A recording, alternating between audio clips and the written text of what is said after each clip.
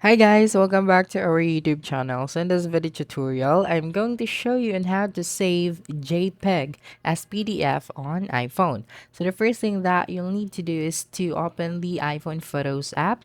This looks like a multicolored flower, and you can find this app on your home screen or by searching. Now, step number two, tap a photo. If you don't see the picture you want to make a PDF, you can also narrow the pictures down by selecting an album at the bottom of your screen. Step number three, tap the share icon. Okay, you'll see this at the bottom left corner of your screen. And then after that, for step number four, tap print next to the icon of a printer. This is usually in the bottom row of the share menu, but if you don't see this printer icon, tap more and you should find it here. Okay. Step number five, zoom out on the photo in the preview.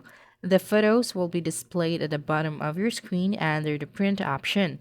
Okay, in this step, the photos are PDFs. And if you zoom out on the photo, the reverse of the pinch gesture, you'll open the photos in a PDF viewer, okay? Now tap the share icon. You'll see this in the bottom left corner of your screen after the step number five, and then tap save files. You'll find this folder shape icon in the bottom menu next to the page icons for copy.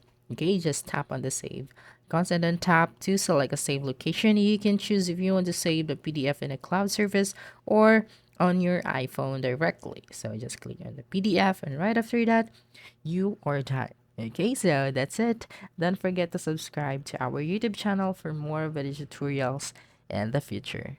Bye bye.